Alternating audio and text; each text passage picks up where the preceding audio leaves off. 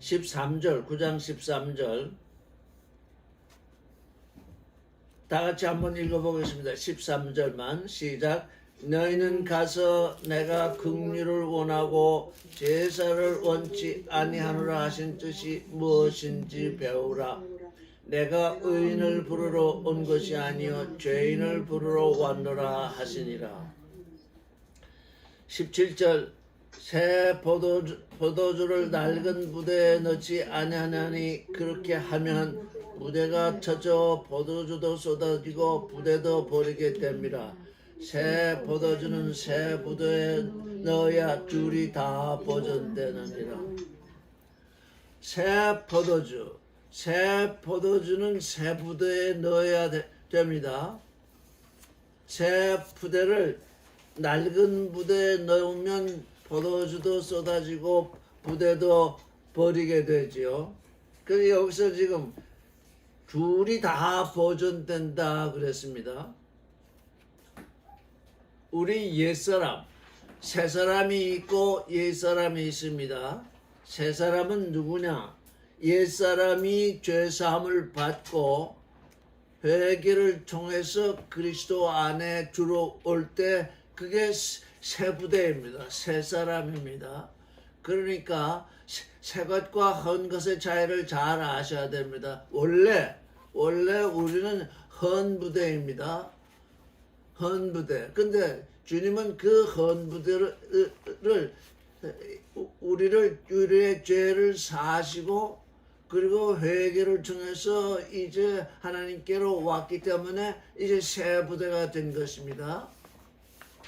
즉 마리아처럼 처녀라야 합니다. 새 부대에 새 포도주를 넣습니다.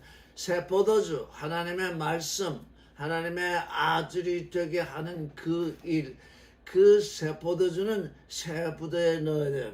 근데 바리새인들은 스스로를 의인으로 여겼기 때문에 그들이 예수 그리스도의 죄사함도 받지 아니하고 회개하지도 아니합니다. 그 두 가지입니다. 나는 의인이다 그러고 있으면 예수 그리스도의 죄사함이 필요 없습니다. 의인이라고 하고 있으면 회개를 할 수가 없습니다. 내가 의인인데 어떻게 회개를 하겠어요? 그래서 내가 온 것은 의인을 부르러 온 것이 아니라 죄인을 불러서 회개하게 하러 왔다. 그게 무슨 말이냐?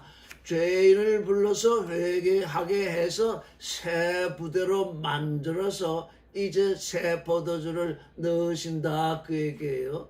근데 여기 보니까 부대가 둘이 다 보존된대. 옛사람, 우리의 옛사람이 보존되지 아니하면 새 사람을 만들 수 없잖아요. 누구나 다 지금 육신으로 온 존재는 옛사람인데 그 옛사람이 없으면 옛 부대가 없으면 새 부대로 만들 수 없죠. 그리스도가 오신 것은 그리스도가 오신 것은 낡은 부대라고 생각되는 그 부대를 새 부대로 만들어서 거기에 새 포도주를 넣으시는 것입니다. 그러니까 지금 우리 한국 교회에 대해서 많은 여기저기서 비판이 일어나고 있는데 그 중에 하나가 큰 것 중에 하나가 뭐냐면 한국의 교회는 지금 샤머니즘에 연결돼 있다 그렇게 얘기를 합니다. 왜? 다 기복으로 사니까요. 뭐 하나님께 자꾸 육신의 기복을 구하고 있으니까 육신의 기복을 구하는 그 자기 믿음은 그게 샤머니즘이거든요. 육신의 믿음이거든요. 그게 주 예수 그리스도로 말미암아서 사함을 받고 그 죄가 자기 믿음, 기복을 구하는 그 생각, 그게 사함을 받고 거기로부터 이제 회개로 들어와서 회개해서 하나님의 생각을 따라 하나님의 길을 걷는 그 부대, 그 새로운 사람, 거기에 지금 하나님의 말씀이 들어가야 되는데 그렇지 않으니까 어떤 일이 벌어지느냐? 새 포도주를 헌 부대에 넣었더니 새 포도주가 포도주도 쏟아지고 부대도 상한데 지금 종교인의 위치가 바로 그겁니다. 하나님의 말씀도 떠나가고 그 자신, 그 말씀을 받았던 그 자신도 이게 좀 뭐 어떻게 됩니까? 버리게 되는 것입니다. 이거 두 가지. 이게 종교인이 되는 그 일이 얼마나 우리에게 위험스러운 일인지 알 수 없습니다. 왜? 하나님의 말씀을 받았는데 그 말씀이 헌 부대를 터뜨린다는 거예요. 그래서 헌 부대도 상하고 말씀도 쏟아지고 그러니까 아무것도 이룰 수 없는 거예요. 지금 우리가 지금 종교인으로 있으면 그런 위험 속에 있어요. 아, 조만간 말씀도 버리고 부대도 상하겠구나. 이거 우리가 깨달아야 돼요. 지금 온 세계에 지금 기독교가 지금 부패하고 있는 것이 무엇 때문이냐? 헌 부대에 새 포도주를 넣었기 때문이에요. 헌 부대에 새 포도주를 넣으니까 포도주도 쏟아지고 부대도 상하는 것입니다. 주님은 헌 부대는 헌 부대로 두시고 새 부대에 새 포도주를 넣으시려고 하는데 이 세상 사람들은 새 부대가 무엇인지를 몰라요. 새 부대라는 건 뭐냐? 예수 그리스도의 죄 사함을 받고 하나님의 생각을 따라 하나님의 길을 걷는 회개의 길로 들어오는 존재가 새 부대인데 그걸 모르니까 그냥 회개라 그러면 그저 예전에 거짓말하던 그거 그저 조금 덜하고 술 마시던 거 덜 마시고 이런 그 육신의 일을 통해서 그거를 회개로 아는데 메타노이아 마음이 바뀐다. 하나님의 생각으로 내 마음이 바뀌어야 그게 새 부대입니다. 그 안에 이제 하나님의 말씀을 넣어야 되는 거죠. 이거 그래서 그 앞절에도 있잖아요. 생배 조각을 낡은 옷에 붙이지 아니한다. 붙이는 자가 없다. 왜냐하면 그 생배 조각이 낡은 옷을 끌어당겨서 그 낡은 옷을 헤어지게 한다잖아요. 그래서 예수 그리스도께서 이 땅에 오셔서 우리에게 주시고자 하는 그 새 포도주가 뭔지 명확히 우리가 알아야 돼요. 그건 하나님의 말씀인데 하나님의 말씀은 나를 나되게 하시는 말씀인데 곧 내가 하나님의 아들이 되는 말씀이죠. 이 세상에 어떤 얘기, 어떤 깨달음, 어떤 종교, 어떤 철학 이 모든 것은 다 땅에 속한 것이에요. 하나님의 아들이 되게 하는 말씀이 아니에요. 그런데 하나님의 아들이 되게 하는 말씀이 헌 부대에 들어오게 되면 어떻게 하느냐? 말씀도 상하고 말씀도 이제 땅에 떨어지고 부대도 상해요. 그러니까 그 새 포도주를 받지 아니한 것보다 못하게 된다는 거예요. 그래서 우리가 새 부대라는 게 뭐냐?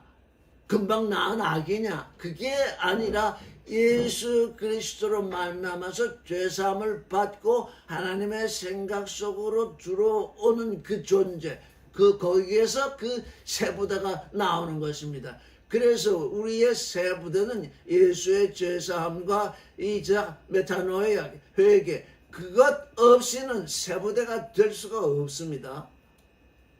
그거 내가 회개했다 이렇게 생각하지 마세요. 내가 지금 나의 삶이 하나님의 생각을 따라 하나님의 나를 위해서 예배한 하나님의 길을 지금 걷고 있는가? 그렇지 않으면 헌 부대가 되어 있는 것입니다. 새 부대는 항상 하나님의 생각 속으로 하나님의 길 속으로 이렇게 들어가도록 되어 있는 것이 새 부대입니다. 새 사람입니다.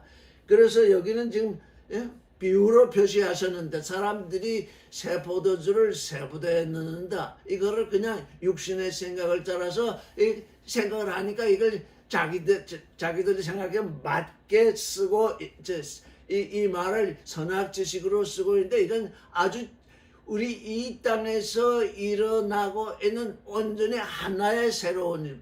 예수 그리스도로 말미암아서 우리에게 온 새로운 것은 이것입니다. 새 포도주, 하나님의 말씀, 우리를 하나님의 아들이 되게 하는 그 포도주, 그건 새 사람에게 넣어야 된다. 새 포도주에 넣어야 된다.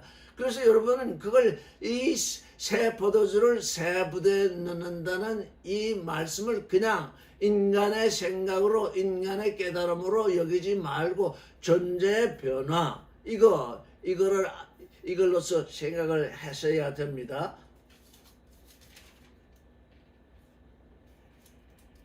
18절을 읽겠습니다. 같이 읽겠습니다. 예수께서 이 말씀을 하실 때에 한 직원이 와서 절하고 가로되 내 딸이 방장 죽었사오니 오셔서 그 몸에 손을 얹으소서 그러면 살겠나이다 하니 예수께서 일어나 따라가시며 제자들도 가더니 이제 소녀가 죽어 있으니까 예수께서 가셔서 이제 소녀를 일으키시려고 하시니까 이제 따라가십니다. 그때 제자들도 갑니다. 예수께서 어디로 가시든지 제자들도 같이 가게 됩니다. 우리는 예수께서 가시는 그 길, 예수께서 가신 그 길을 따라가는 제자입니다. 예수께서는 이 길을 가시는데 우리는 딴 길을 간다. 그럴 수가 없습니다. 그건 새 부대가 아닙니다. 새 부대는 어떤 부대냐? 예수께서 가신 길을 같이 가는 존재. 이게 말로서는 쉬운데 우리의 일상을 보면 우리의 진실의 순간을 보면 우리는 그리스도를 딴 데 두고 자꾸 딴 길을 걸어가는 그런 존재가 되어 있습니다. 예수께서 일어나서 따라가십니다. 죽은 자를 살리시려 따라가셨더니 제자들도 함께 갑니다. 우리는 예수께서 가는 길을 함께 가야 됩니다. 예수께서 죽은 소녀를 살리시는 그 길, 같이 가지 아니하면 죽은 소녀를 살리는 그 일을 우리 눈으로 목도할 수가 없어서 그 증인이 될 수 없습니다. 예수 그리스도를 따라가는 존재만이 그가 하시는 일의 증인이 될 수 있습니다. 오늘날 많은 사람들이 전도한다 뭐한다 하지만 다들 제 길을 가면서 지금 예수 그리스도의 증인이 된다고 하고 있습니다. 그냥 말로 그럽니다. 그건 증인이 아닙니다. 내 삶으로 나의 삶이 예수와 함께 있어서 예수가 하시는 말씀, 예수가 행하시는 그 일, 나의 몸으로, 나의 눈으로, 나의 마음으로 보고 깨닫고 해야만 증인이 되는 것입니다. 예수 그리스도의 증인. 예수 그리스도를 증거하지 아니하면 하나님의 아들이 되지 못하죠. 그와 함께 있지 아니하는데 어떻게 우리가 하나님의 아들이 된다고 할 수 있겠습니까? 그래서 이제 예수 그리스도는 죽으셨다가 부활하셨기 때문에 우리 눈에 보이지 아니합니다. 그런데 그 증인들이 그와 함께 떠났던 그 증인들이 이제 이 성경을 남겨놨기 때문에 이 호흡을 남겨놨기 때문에 호흡을 쫓아서 호흡 안으로 이 좋은 소식 안으로 들어가서 그 말씀이 내 안에서 움직이고 있으면 그게 예수를 따라가는 삶입니다. 예수와 함께 예수가 행하시는 그 일을 보는 증인이 되는 것입니다. 자, 그러면 20절을 읽겠습니다. 시작. 12해를 혈류증으로 앓는 여자가 예수의 뒤로 와서 그 겉옷가를 만지니 이는 제 마음에 그 겉옷만 만져도 구원을 받겠다 함이라. 예수께서 돌이켜 그를 보시며 가라사대 따라 안심하라. 네 믿음이 너를 구원하였다 하시니 여자가 그 시로 구원을 받으니라. 이렇게 지금 마태복음은 이렇게 좀 간략하게 기록이 되어 있습니다. 자, 그러면 누가복음 8장을 한번 살펴보겠습니다. 누가복음 8장 43절부터 48절까지 한번 다시 읽어보겠습니다.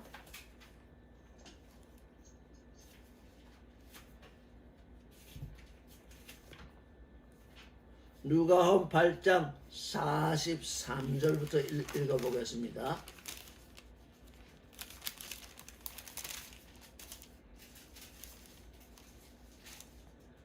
43절부터 읽겠습니다. 시작.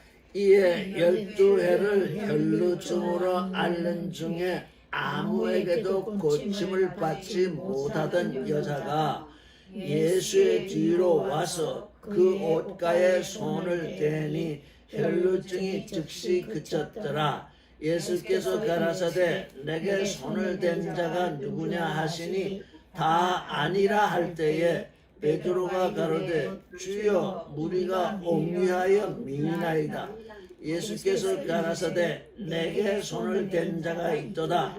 이는 내게서 능력이 나간 줄 알미로다 하신대 여자가 스스로 숨기지 못할 줄 알고 떨며 나와 엎드리어 그 손댄 연고와 곧 나은 것을 모든 사람 앞에서 모하니 예수께서 이르시되 따라 내 믿음이 너를 구원하였으니 평안히 가라 하시더라. 이 누가복음의 기사는 마태복음보다 훨씬 자세합니다. 그런데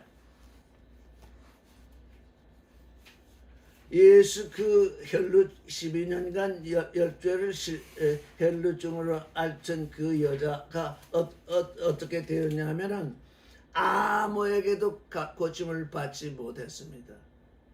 이게 중요합니다. 우리는 이 세상에서 아무에게도 우리의 마음의 고침을 받을 수 없습니다. 이 세상에 어느 누구도 우리의 마음을 고칠 수 없습니다. 마음의 병을 고칠 수 없습니다. 그런데 여기 12해를 혈루증으로 앓던 여자가 예수의 뒤로 왔습니다. 물론 그 여자는 혈루증을 고치기 위해서 왔습니다. 그 옷가에 손을 대었습니다. 예수의 옷을 꽉 붙잡은 것도 아니고 그 예수의 지금 뒤로 와서 옷가에다가 손을 댔습니다. 그랬더니 혈루증이 즉시 그쳤더라는 것입니다. 이게 이 여자의 믿음입니다. 예수의 옷가에 손을 대기만 해도 내가 나으리라. 12년 동안 아무에게도 고침을 받지 못했지만 예수라는 분의 옷가에 손을 대기만 하면 내가 낫겠다. 이게 이 여자의 이 혈루증을 앓는 여자의 믿음입니다. 우리의 믿음, 예수 그리스도를 믿는 우리의 믿음은 지금 어떤 믿음인가요? 지금 앞에서 백부장의 믿음을 보았습니다. 말씀의 권세를 아는 백부장. 또 앞에서 또 누구를 보았냐면 이 중풍병자의 믿음을 보았습니다. 구하고 찾고 두드리는 중풍병자. 지붕에 올라가서 아래로 내리는 그 구하고 찾고 두드리는 그 믿음의 여자. 지금 여기 세 번째 나온 이 여자는 이 지금 혈루증을 앓고 있던 여자인데 지금 아주 믿음의 세 개의 샘플과도 같죠. 백부장의 믿음, 중풍병자의 믿음, 혈루증을 앓고 있는 여인의 믿음. 내가 그 옷을 만지기만 해도 나으리라. 내가 지금 주님의 말씀이 기록되어 있는 이 성경을 읽기만 해도 나는 온전케 되리라. 그런 믿음이 있어요. 이 성경 우리에게 다 와 있잖아요. 예수는 그때 한 사람이셨으니까 12해를 혈루증으로 앓던 그 여인이 예수의 옷을 만졌는데 우리는 너무 행복한 시대에 있어가지고 그리스도의 말씀이 온 세상에 퍼져 있잖아요. 그런데 그 말씀을 읽는 존재들이 그냥 상식으로 종교의 일로 읽고 있으니까 아무 변화가 일어나지 아니합니다. 그런데 내가 주님의 말씀을 읽는 이것으로 내게 변화를 일으키리라. 왜 그런 믿음은 왜 없는가요? 그냥 자꾸 뭘 지식으로 알려고 하지 말고 말씀을 읽을 때 이 여인처럼 주님의 옷을 만져도 지금 그 혈루병이 낫는다고 그런 믿음을 가졌는데, 나는 주님이 우리를 위해서 십자가에 죽었다가 부활하신 그 주님의 얘기를, 주님의 말씀을 지금 보고 있는데 계속 그냥 지나가요. 계속 내 눈 속에서 그냥 지나가요. 내 마음 속으로 지금 살아왔고 운동력 있는 그 말씀이 내 안으로 떨어지지 않고 있어요. 그래서 예수께서 말씀하시기를, 혈루증이 즉시 그쳤대요. 예수께서 말씀하시기를, 내게 손을 댄 자가 누구냐. 이미 예수께서는 아십니다. 왜? 베드로가 가로되 주여 무리가 옹이하여 미나이다. 예수께서 가라사대 내게 손을 댄 자가 있다. 내게 믿음을 가지고 내게 손을 댄 자가 있다. 이 지금 믿음을 가지고 이 성경을 읽는 자가 있다.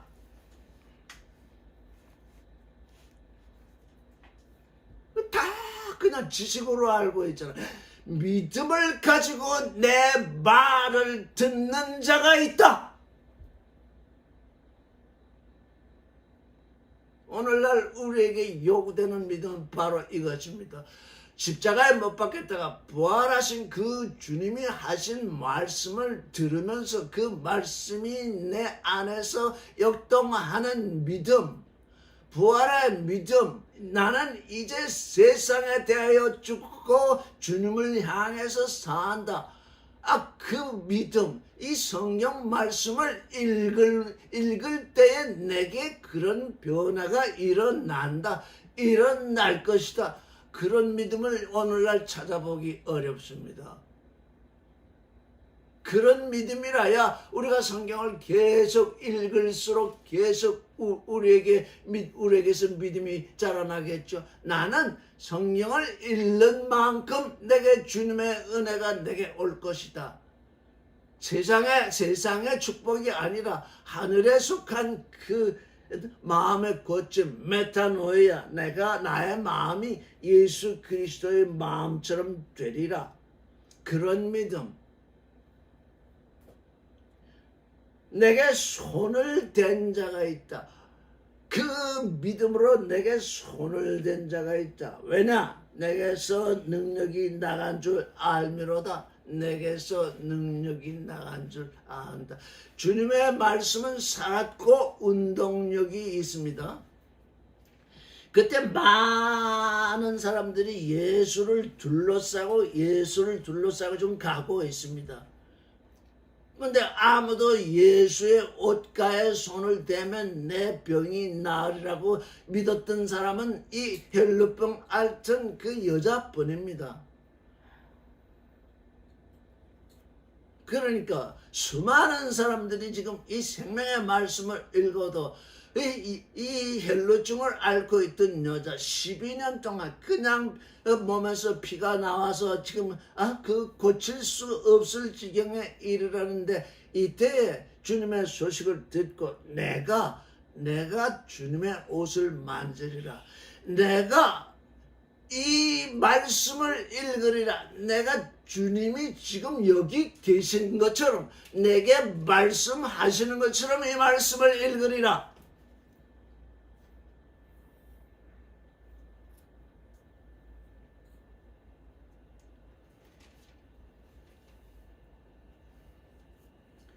(47절을) 보면 여자가 스스로 숨기지 못할 줄 알고 떨며 나와 엎드렸습니다. 아니 그냥 예수의 옷에 손을 대서 나오면은 그것으로 족할 줄 알았습니다. 그런데 예수는 자기에게서 능력이 나간 줄 아시고 이 여자를 찾으십니다. 왜? 이 여자가 그 혈루병만 나아서는 되지 않기 때문입니다. 그 믿음이 혈루병만 낫는 믿음이 아니기 때문입니다. 그래서 숨기지 못할 줄 알고 떨며 나와 엎드렸습니다. 떨며 나와 엎드려서 그 손을 대게 된 연고와 나은 것을 모든 사람 앞에 구하니 이제 증인이 되었습니다. 자기 믿음, 예수의 옷가에 손을 대면 나으리라고 하는 그 믿음의 증인이 됐습니다. 예수의 능력과 이 여인의 믿음이 합작이 돼서 그가 병이 나았으니 모든 사람에게 예수의 능력과 이 혈류병이 나은 그 일에 대한 증인이 되었습니다. 그래서 모든 사람 앞에서 고하니 예수께서 이르시되 딸아 네 믿음이 너를 구원하였으니 평안히 가라 하시더라. 지금 마태복음과 누가복음이 아주 여기서 아주 차이를 나타내고 있습니다. 예수의 옷가에 손을 대니까 그 즉시 나았습니다. 알파, 육신의 병이 나은 것은 알파입니다. 근데 여기 예수께서 말씀하시기를 딸아 내 믿음이 너를 구원하였다 그러잖아요. 딸아, 우리 지금 마리아의 믿음을 살펴보았잖아요. 우리 모두 지금 마리아의 믿음을 가지고자 하잖아요. 왜? 순결한 여인의 믿음, 순결한 처녀의 믿음. 딸이 누굽니까? 처녀잖아요. 너는 이제 순결케 되었다. 딸아, 처녀야. 너는 처녀의 믿음으로 이제 살아나게 되었다. 믿음이, 내 믿음이 너를 구원하였다. 여기 지금 너를 구원하였다고 그랬습니다. 예수 그리스도의 죄 사함의 권세, 예수 그리스도를 믿어야 구원되는데 여기 내 믿음이 너는 이미 나를 믿었으니 내 믿음이 너를 구원하였다. 이 구원하였다는 것은 이게 내 병이 나았다는 얘기가 아닙니다. 마태복음에는 그게 분명하지 않게 드러나고 있습니다. 이미 옷가에 손을 대었을 때 병이 나았습니다. 그건 알파입니다. 이제 예수께서 말씀하시는 것은 딸아 순결한 믿음을 가진 여자여 내 믿음이 너를 구원하였다. 우리가 이 말씀을 읽을 때 우리가 믿음의 마음으로 주님이 하신 말씀이니 주님이 육신으로 오셨을 때 그때 이스라엘에서 하신 말씀이나 기록된 것을 읽고 있는 오늘의 우리가 읽는 그 말씀은 똑같은 것입니다. 이게 지금 믿음이 문제인 것입니다. 정말 믿음이 문제인 것입니다. 오늘날은 육신의 병보다 이제 이 육신의 병을 고치는 일은 주님이 오신 이후로 주님이 왜 오셨겠습니까? 이 육신을 가진 존재들의 육신의 병을 다 고치셔야 되는데 지금까지 여기 계시하지 않겠습니까? 그래서 사람들에게 병을 고치도록 다 이렇게 해 주셨습니다. 근데 병을 고칠 수 없는 병인데 그게 마음의 병입니다. 그건 왜? 그건 믿음으로만 되는 것이니까요.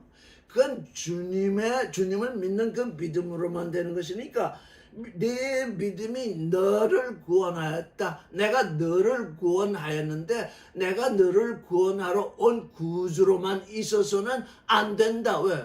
주님을 믿어야 되잖아요. 믿어야 구원이 오는 것인데 주님이 암만 내 옆에 있어도 주님이 이미 십자가를 지시고 부활하셔서 하늘에 계실지라도 그 주님을 그냥 제3자로 여기면 거기에 구원이 있을 수 없죠. 믿어야 되는 믿음. 주님과 내가 하나 되는 그 일은 믿음밖에는 없어요.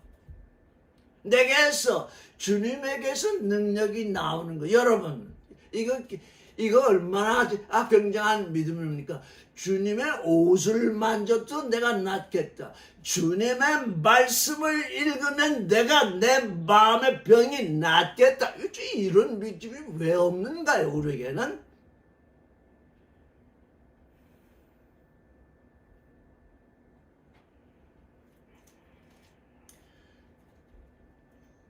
딸아, 순결한 믿음을 가진 처녀여, 이제 내 믿음이 너를 구원하였으니 평안히 가라. 이게 평안히 가라가 아닙니다. 화평으로 들어가라. 평안으로 들어가라. 어느 평안? 이제 구원되었으니 누구하고 화평해야 되겠습니까? 하나님과 화평을 해야 된다고. 하나님의 화평 속으로 들어가라. 평안히 가라. 평안히 가라고 왜 하시겠습니까? 너는 이제 하나님의 화평 속으로 들어가라. 이제 네가 아들을 낳아야 되겠다. 내 안에 둘째 사람을 낳아 속 사람을 낳아서 내가 참으로 하나님의 아들을 이루어야 되겠는데 먼저 할 일이 뭐냐? 하나님과의 화평 속으로 들어가라. 이거 번역이 참으로 잘못되었습니다.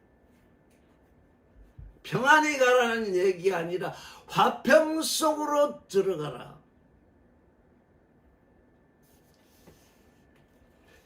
요즘 금방 생각이 나서 또 얘기 드려보는데 요즘 귀신 얘기들을 많이 하는데 귀신 얘기를 하는 사람은 하나님과의 화평 속으로 들어가지 않았습니다. 귀신하고 다투느라고 언제 하나님과 화평 속으로 들어가요? 그거 내쫓았으니까 여기 따라 네 믿음이 너를 구원하였다. 따라 네 속에 있는 그 귀신이 떠나갔다. 내 속에 이제는 귀신이라는 것이 존재할 수 없다. 그러면 누구하고 함께 있어야 돼? 하나님과 함께 있어야 되니 하나님 속으로 하나님의 화평 속으로 들어가야 되잖아요. 그래서 귀신과 하나님 사이에서 맴돌고 있는 이 존재들 이걸 어떻게 하면 좋겠습니까? 내 안에 하나님이 계시면 귀신이 내 안에 내 앞으로 오면 그냥 떠나가게 되어 있습니다. 왜? 하나님이 내 안에 계시니까 내가 귀신을 내쫓을 수도 있지만 내 안에 귀신이 들어올 수가 없습니다. 귀신은 밖에 있는데 내 안에 하나님이 계시니 나는 하나님과의 화평 속으로 들어가야지. 귀신이 있다 없다 그 왜 거기서 지금 난리들입니까?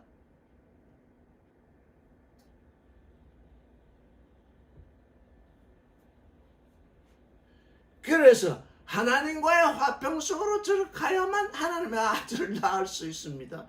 이 예수께서 얼마나 이 12해를 혈루증으로 앓던 이 여인의 믿음을 보시고 백부장의 믿음, 말씀의 권세를 믿는 그 믿음, 구하고 찾고 두드리는 중풍병자의 믿음, 예수의 옷가를 만지기만 해도 낫겠다고 하는 그 믿음, 지금 이게 다 뭡니까? 이게 경이로운 믿음입니다. 여러분, 이 경이로운 믿음은 이 특별한 사람만에게 있는 것이 아닙니다.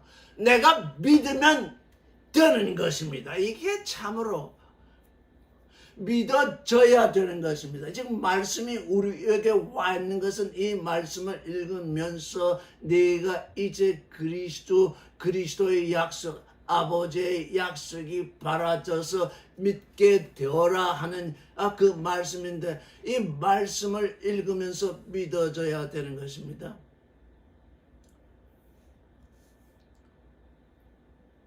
어느 젊은 목사님이 계셨습니다. 그분이 병명은 제가 잘 모르겠는데 늘 심장이 두근거려 심장에 장애가 있었던 것 같아요. 그런데 마침 저희 부친이 창조와 구속이라는 책을 쓰고 계실 때 여러 사람들이 교정을 맡아봤는데 그분이 또 어떻게 길이 닿아서 교정을 보게 되었어요. 근데 그분이 그 교정을 보고 나서 하시는 말씀이 내 심장 뛰는 게 멈췄다.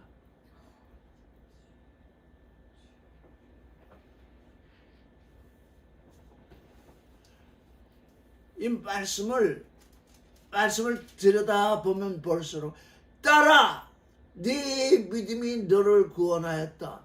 이제 알파의 구원이 왔으니 하나님과 화목하라. 하나님과 화목하면 네가 이제 하나님의 아들을 낳는 그 길로 들어서리라. 이제 온전한 구원이 되리라. 지금 여기까지 주님은 이 지금 헬루증을 앓고 있던 여인에게 말씀을 해 주십니다. 이 여인에게 이렇게 자세하게 말씀을 안 하셨지만 그 여인은 병이 낫는 그 일을 통해서 이제 온전하게 될 것입니다.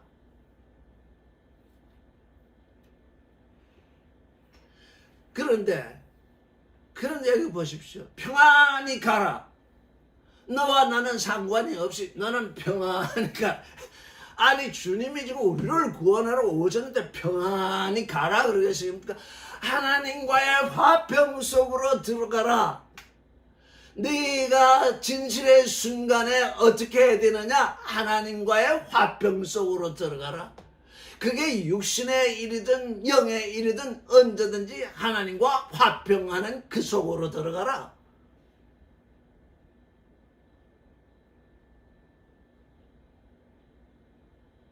여기 그래서 세 사람의 지금 믿음이 나오고 있습니다.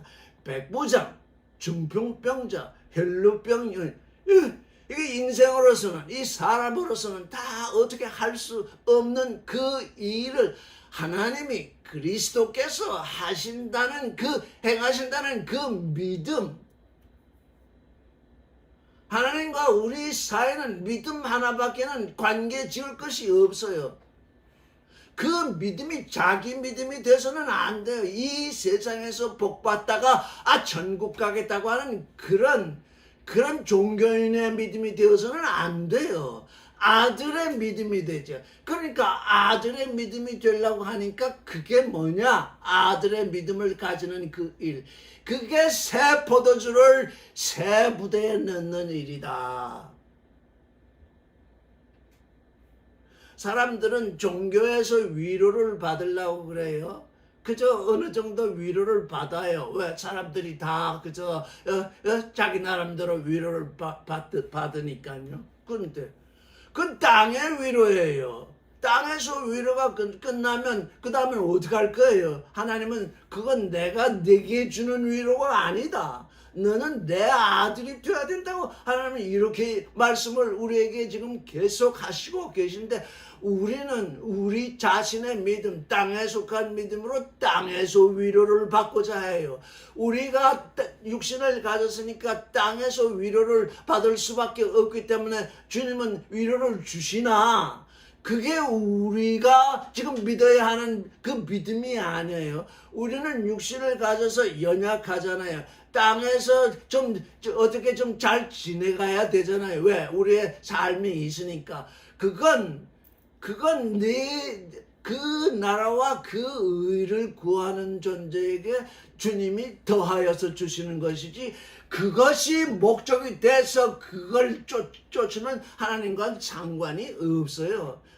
그 나라와 그 의를 구하는 존재에게 하나님은 이 세상 것을 더해 주십니다. 왜? 그 나라와 그 의를 구하는데 너무 어려움이 있으면 그 나라와 그 의를 구하는데 장애가 될 것이기 때문에 그걸 더해 주십니다. 그게 순서가 지금 종교인과 하나님의 아들의 자는 그 순서가 뒤바뀐 거예요. 진실의 순간에 하나님과의 화평 속으로 들어가느냐, 진실의 순간에 세상과의 화평 속으로 들어가느냐, 그 차이밖에는 없어요. 우리의 믿음이 바로 그것입니다.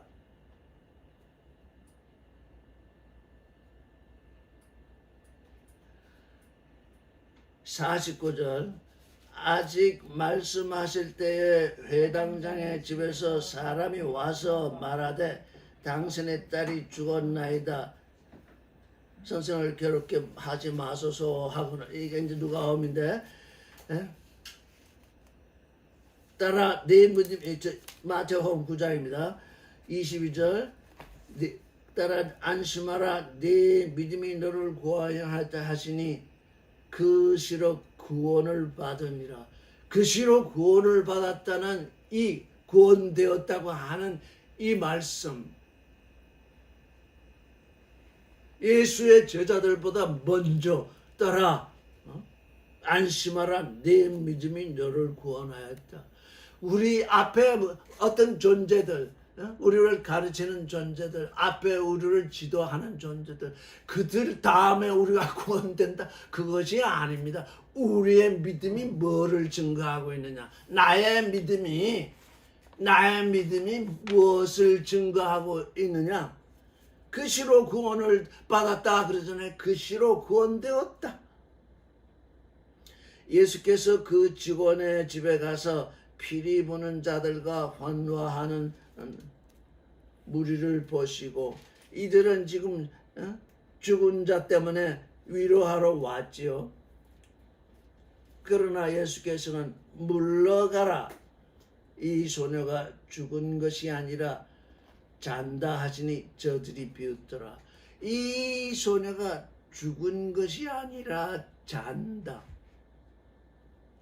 우리가 이 세상을 떠날 때, 우리 육신으로 이 세상을 떠날 때 우리가 죽는다 이렇게 할 것이 아니라 잔다. 잠시 이 세상에서 잔다. 이 세상을 떠나는 그 길이 자고 있는 것이다. 깨어날 때가 반드시 있다. 예수 그리스도 안에서 지금 부활의 소망을 가진 존재는 죽는 것이 아니라 옷을 벗는 것이 잠시 자는 일입니다. 그래서 사람들이 이 예수 그리스도를 믿는 많은 사람들 가운데 사후세계를 바라는 사람들이 많습니다. 이건 사후세계가 아닙니다. 우리가 잠시 자는 일입니다. 우리가 그리스도 안에서 부활의 실존을 이루어야 이 자고 있는 순간에, 이제 자고 있는 이 기간을 지나가서 다시 이제 깨어날 때가 있습니다. 근데 저들이 비웃더래요. 왜? 그들은 사람이 한 번 죽으면 살아나는 법을 모르기 때문에, 부활의 법을 모르기 때문에 이 육신의 법으로는 저희가 더 어떻습니까? 더 지혜롭죠? 이 부활의 믿음, 그래서 십자가의 도가 멸망하는 사람들에게는 어리석은 것이라, 미련한 것이라, 도무지 알 수 없는 미련한 것이다. 도대체 어리석은 존재들이다. 그런데 예수 그리스도를 믿는 존재들에게는 신됨의 능력입니다. 하나님의 능력이라 이렇게 번역이 되어 있지만, 거기에는 그 하나님이란 말씀이 없고, 이 하나님의 아들됨의 능력, 십자가의 도, 그게 우리가 지금 진실의 순간에 늘 마주치는 길입니다. 진실의 순간에 도달하면, 내가 이럴 거냐 저럴 거냐 이런 순간에 도달하면 십자가를 한번 놓고 보세요. 주님은 어떻게 십자가를 지셨는가? 주님은 그 진실의 순간을 어떻게 지나셨는가? 자기 죄가 아니라 인생들의 죄를 위해서 십자가를 지셨잖아요.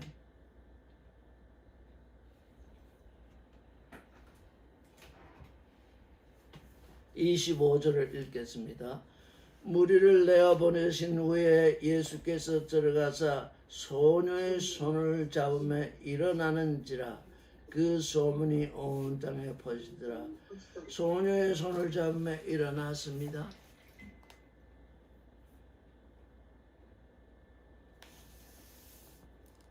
소녀를 보고 구원되었다 말씀하지 않았습니다.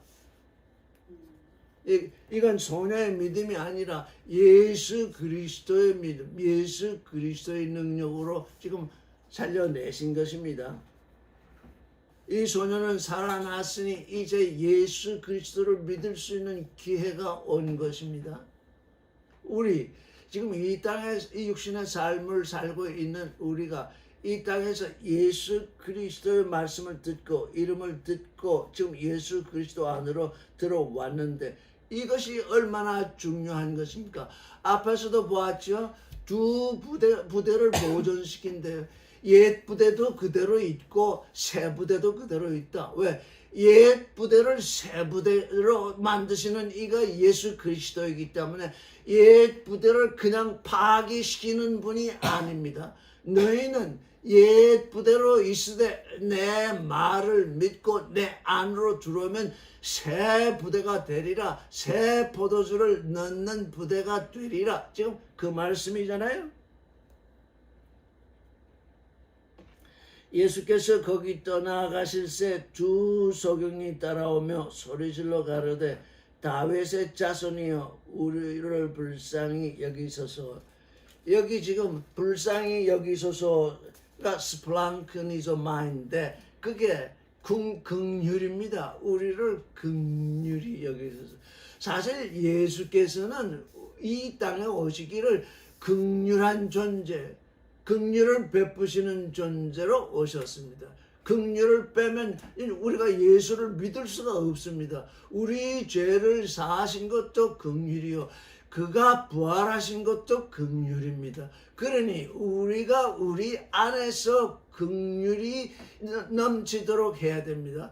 오늘 우리가 행한 주님의 기도에도 우리가 우리에게 죄 지은 자를 사하여 준 것 같이 우리의 죄를 사하여 주옵소서 이렇게 기도했잖아요.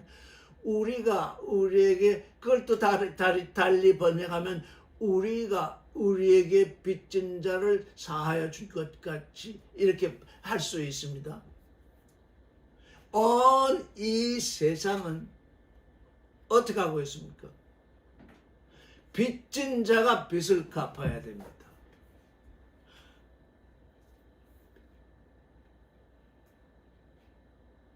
빚진 자가 빚을 갚지 아니하면 소송이 일어나고, 빚진 자가 빚을 갚지 아니하면 살인이 일어나고, 빚진 자가 빚을 갚지 아니하면 전쟁이 일어나고, 하여간 이 빚진 자가 자기 빚을 갚아야 되는 것이 이 세상의 일입니다.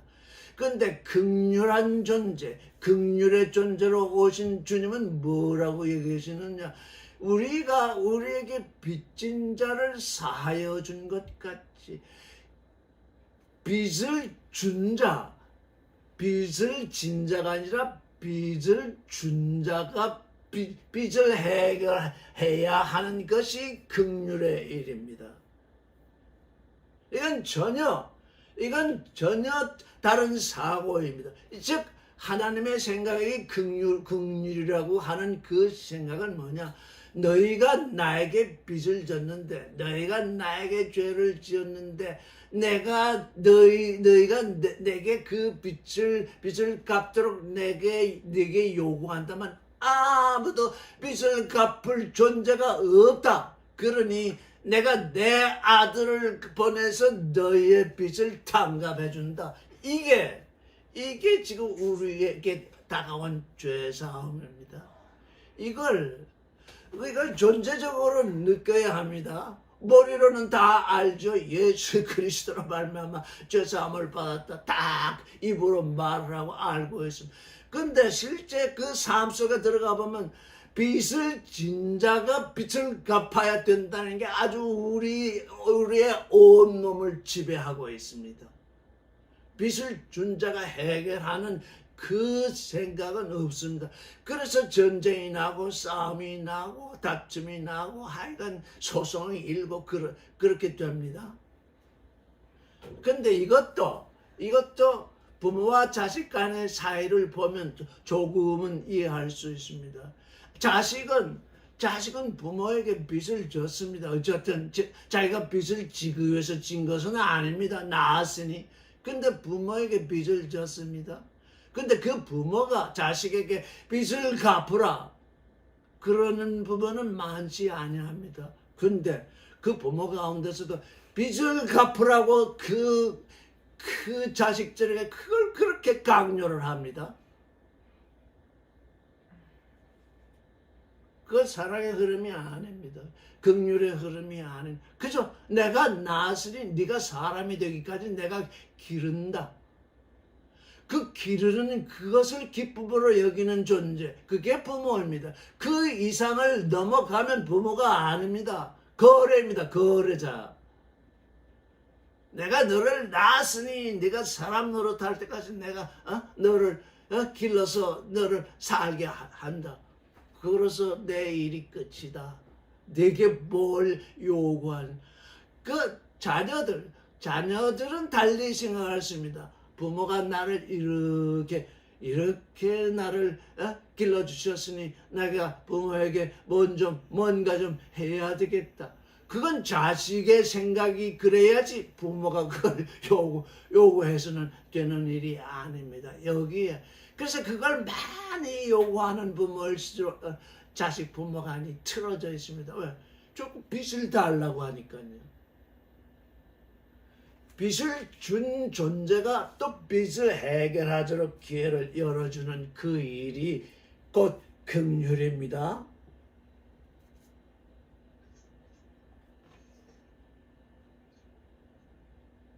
예수께서 집에 들어가심에 소경들이 나오거늘 예수께서 이르시되 내가 능히 이 일 할 줄을 믿느냐. 대답하되 주여 그러하오이다. 내가 능히 이 일 할 줄을 믿느냐.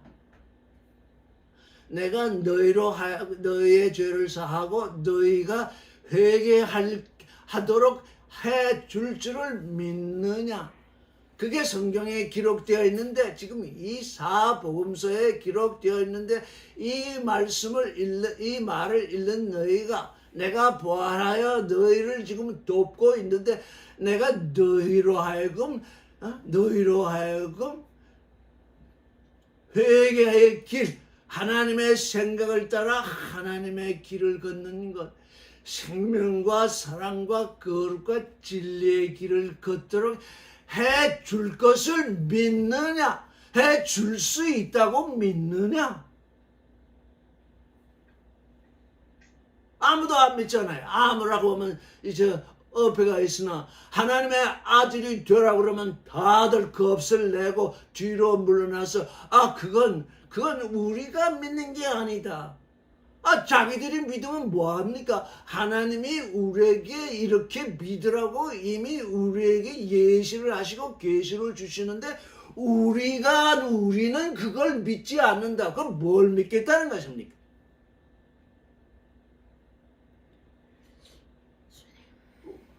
우리 원장님은 가끔 그런 일을 다 하시는가 봐요.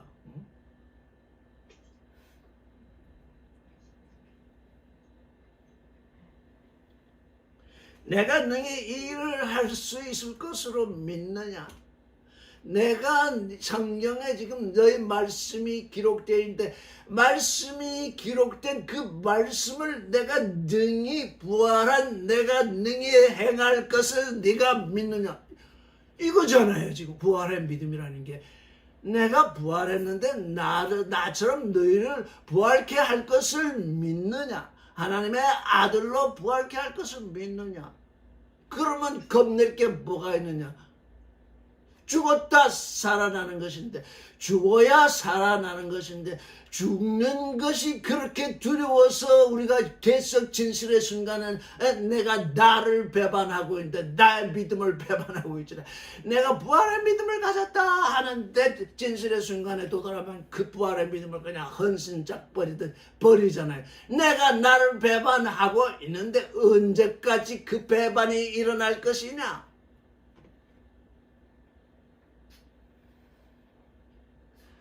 그렇지니 그러합니다. 나이라고 그래요. 나이. 헬라어로는 나이가 예스죠. 우리말로는 예지요. 예. 예스. 예스. 그렇게 하면 예스 주님. 다른 말을 붙이지 아니합니다. 오늘날 이 말씀을 많이 가르쳐줬더니 그냥 이 소리 저 소리 자꾸 붙입니다. 주님이 질문하실 때 이렇게 할 것을 내가 믿느냐? 네, 그러면 되는데 그 앞뒤에다가 뭘 자꾸 붙입니까? 네, 주님 그러합니다.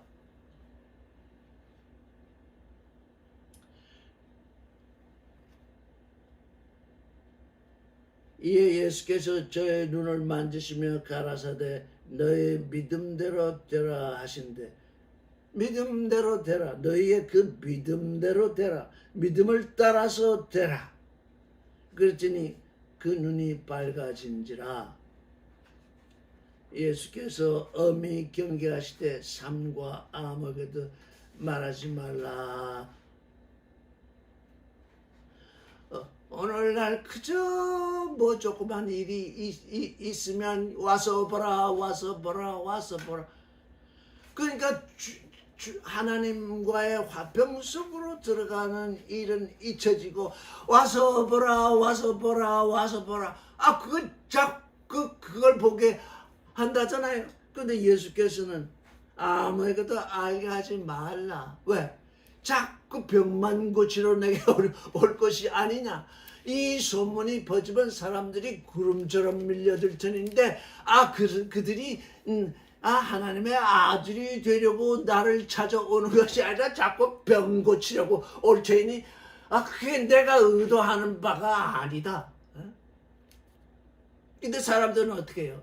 와 봐라 그렇잖아요. 이게 주님의 생각과 우리의 생각. 사실 우리 인생들은 많은 사람들이 모여서 웅성거리면 거기에 무슨 일이 있을 것처럼 여기고 자꾸 그리로 모여들잖아요. 근데 하나님은 그렇지 않잖아요. 사람이 모여드는 그곳에 무엇이 있겠느냐?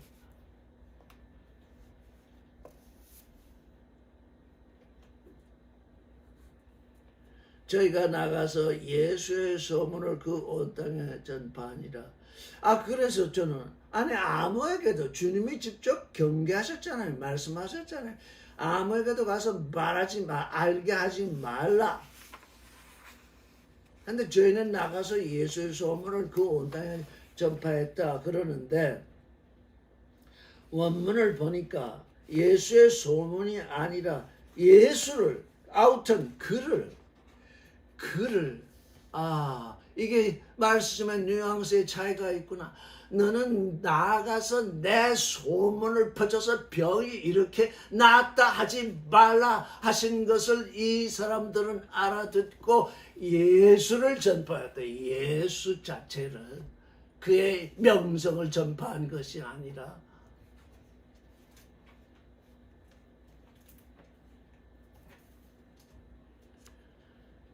32절 저희가 나갈 때 귀신 들려 벙어리 된 자를 예수께 데려오니 귀신 얘기가 또 나오네요. 귀신이 들렸는데 귀신이 벙어리를 만들었어요. 귀신이 쫓겨나고 말하고는 이거 보세요. 귀신이 있다 없다 말할 필요도 없잖아요. 귀신들은 예수께 오면 그냥 쫓겨나는 것입니다. 귀신이 있으니 귀신을 쫓아내야 된다. 아니다. 이런 얘기도 할 필요가 없는 것이 예수 그리스도 안에 있는 존재들은 그 안에 있는 모든 것이 정결케 되었기 때문에 그 만나기만 해도 귀신이 쫓겨납니다. 나오라 명해서 안 나오면 나오라 명하면 됩니다. 있다 없다 그런 얘기를 할 필요가 없어요. 그런 병자들이 있을 수 있으나 그게 예수 그리스도로 말미암아 하나님과 화평에 들어간 존재가 자꾸 거기에 매달려서 안 됩니다. 쫓겨나서 벙어리가 말하잖아요. 무리가 기히 여겨가로되 이스라엘 가운데서 이런 일을 본 때가 없다. 여기 기이하다. 다운맞은. 우리는 지금 이 일을 보고 예수 그리스도께서 행하신 이 기사를 읽고 우리로 하여금 기이한 믿음, 경이로운 믿음, 부활의 믿음, 하나님의 아들의 실존이 되는 그 믿음을 가지라고 하시는구나. 그런데 이스라엘 사람들은 이런 일은 처음 보았다. 처음 보았으니 어떻다는 겁니까? 늘 그래서 그래서 징조와 기사, 예수께서는 징조를 베푸시는 것입니다. 이 징조, 이 귀신 들려서 벙어리 된 자가 낳듯이 너희가 하나님께 대하여 지금 벙어리다. 너희 안에 귀신이 있을 수 있다. 너희 안에서 귀신이 나가고 하나님을 찬양하는 그 찬양 소리가 들릴 것이다. 그걸 믿으라.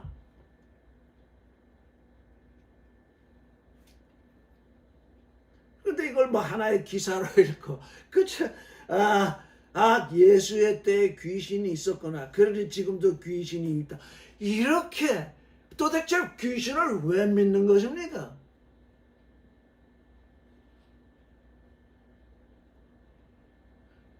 귀신에 걸렸잖아요. 귀신 때문에 하나님과의 지금 화해 속으로 들어가지 못하고 있잖아요. 여기 재미있는 말이 있습니다. 바리새인들은 가로되 저가 귀신의 왕을 빙자해 귀신을 쫓아낸다 하더라. 다음에 나올 거지만 마태복음 12장 24절 27절을 읽겠습니다. 마태복음 12장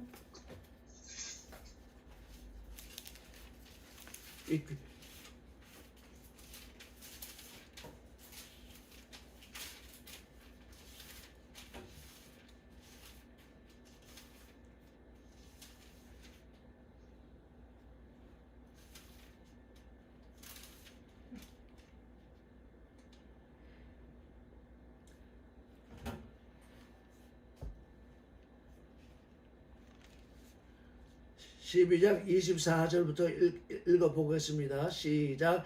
바리새인들은 듣고 가로되 이가 귀신의 왕 바알세불을 힘입지 않고는 귀신을 쫓아내지 못하느니라 하거늘 예수께서 저희 생각을 아시고 가라사대 스스로 분쟁하는 나라마다 황폐해질 것이요 스스로 분쟁하는 동리나 집마다 서지 못하리라. 사단이 만일 사단을 쫓아내면 스스로 분쟁하는 것이 그리하고야 저희 나라가 어떻게 서겠느냐. 또 내가 바알세불을 힘입고 귀신을 쫓아내면 너희 아들들은 누구를 힘입고 쫓아내느냐. 그러므로 저희가 너희 재판관이 되리라. 여기 내가 바알세불을 힘입어 귀신을 쫓아내면 너희 아들들은 누구를 힘입어 쫓아내느냐 이렇게 말씀하셨습니다. 이 말씀을 사람들이 어떻게 읽고 있느냐 하면 예수께서도 뭘 인정하셨느냐? 귀신을 내쫓는 그 그 귀신 내쫓는 그 일들, 그걸 뭐라고 불러요? 영어로는 엑소시즘이라고 부르는데 귀신을 내쫓는 그 어떤 여러 가지 일들, 그걸 인정하시지 않았느냐? 왜? 내가 바알세불을 힘입어 귀신을 쫓아내면 너희 아들들은 누구를 힘입어 쫓아내느냐 이렇게 말했으니까 이 바리새인들의 아들들이 귀신을 내쫓는 그 일을 인정하셨다. 이렇게 지금 다들 보고 있어요. 그런데 정반대예요. 여기 예수께서 뭐라고 너희 아들들은 누구를 힘입어 쫓아내느냐.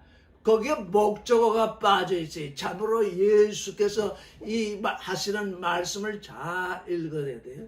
내가 바알세불을 힘입어 귀신들을 쫓아내면 너희 아들들은 누구를 힘입어 누구를 쫓아낸다가 아니라 그냥 누구를 힘입어 쫓아내느냐 그렇게 말씀하셨어요. 그게 목적어를 일부러 생략하셨어요. 그게 무엇일까? 저는 이게 지금 주님이 이 말씀을 하실 때 왜 일부러 그 목적어를 생략하셨을까? 너희 아들. 그러면 너희 아들들이라고 할 때 너희 아들들은 누구를 지칭하겠습니까? 너희 아들. 바리새인들에게 말하기를 너희 아들들이라고 그랬거든요. 그 사람들의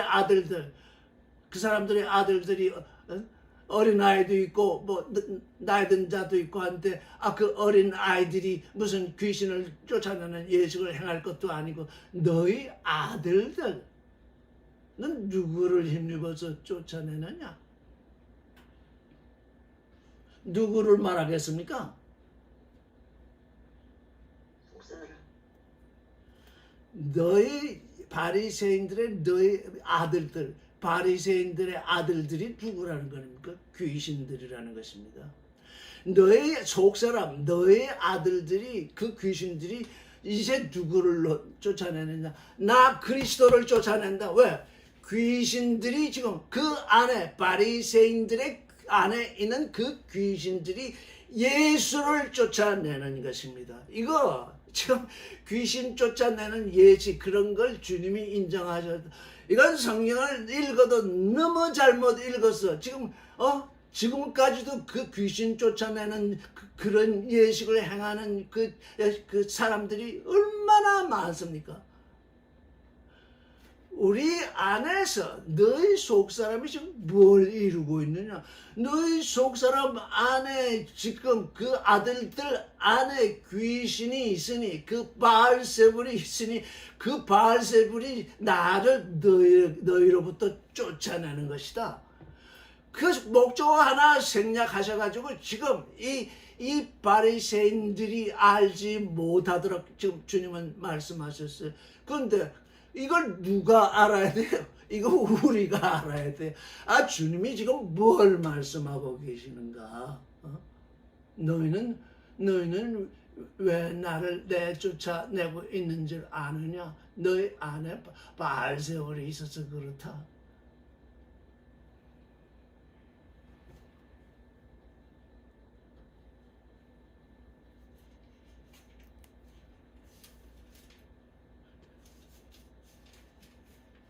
이 일을 우리가 이해한다면 오늘날 종교 안에서 이루어지고 있는 각종 그 귀신을 내쫓는 그런 어떤 예식이나 그 모든 우리 안에 그리스도가 와 계시면 이미 우리를 만나고 있는 그 존재에게서 지금 귀신이 두려워하고 있습니다. 귀신은 하나님의 아들을 알고 있습니다.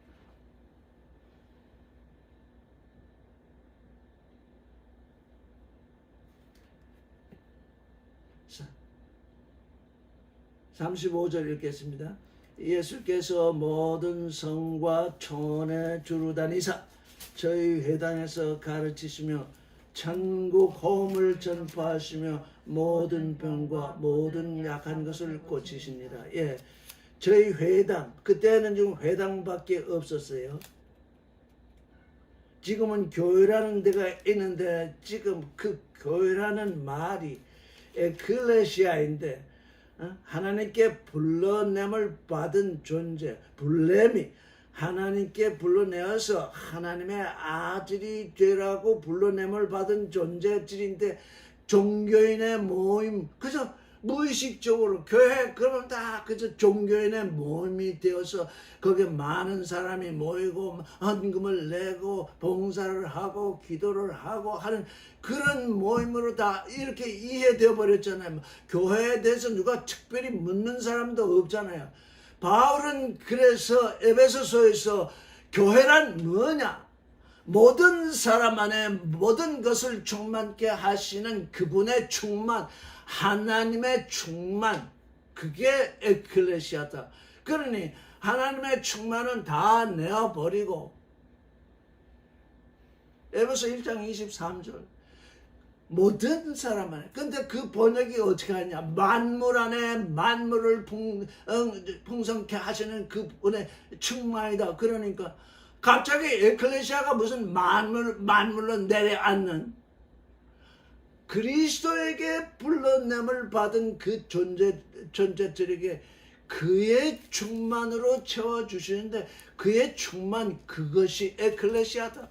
저는 그 에클레시아를 알고 있는, 이제 알게 된 이후부터는 교회라 부르지 아니합니다. 이건 아니다. 적어도 에클레시아라고 불러야 된다. 에클레시아의 원뜻이 뭐냐? 불러냄을 받은 존재들이다. 뭐 때문에? 하나님의 아들이 되게 하기 위해서 불러냄을 받았다. 그러면 누구? 한 사람도 에클레시아요, 둘도 에클레시아요, 여럿도 에클레시아다. 이게 영의 흐름이잖아요. 이 영의 흐름을 놓치면 다 사람의 뜻대로 움직이게 되잖아요.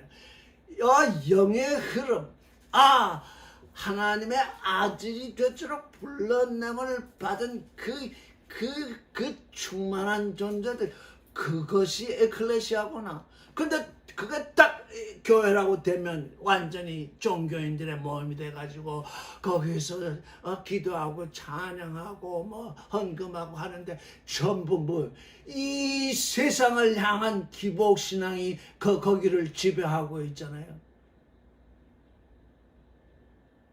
그래서 말씀이 우리를 낳습니다. 말씀이 선악 지식을 심판합니다. 교회는 심판되어야 됩니다. 무슨 교회? 교회라고 부름을 받고 있는 그 일, 그게 하나님의 아들이 되라고 불러냄을 받았는데 그게 종교인들의 모임이 되었으니 그게 어디냐? 그게 이스라엘이 심판받은 일입니다. 이스라엘이 달리 심판을 받았느냐? 하나님의 아들이 되라고 그들을 불러냈는데 그들이 전부 유대교인이 되었기 때문에 심판을 당한 것입니다. 여기서 우리는 하나님의 은혜를 생각해야 됩니다. 하나님의 긍휼. 그냥 내버려두면 어떻게 됩니까? 다 멸망할 것이잖아요. 우리에게 지금 너희가 이 에클레시아의 그 실상을 이루라. 이 말씀이 우리에게 오게 되면 교회라고 부르는 존재들이 어차피 심판당하게 됩니다. 왜? 그게 하나님의 뜻이 아니기 때문에 그걸 은혜로 여겨야 됩니다. 내가 지금까지 교회라고 부르는 그 개념 속에서, 그것도 말이잖아요. 선악지식이잖아요. 말씀이 내 안에서 역동해야 되는데, 하나님의 아들됨의 그 포도주가 내 안에 들어있어야 되는데, 그 옛날 사람의 포도주가 들어있어가지고 자꾸 내가 부패하고 있잖아요.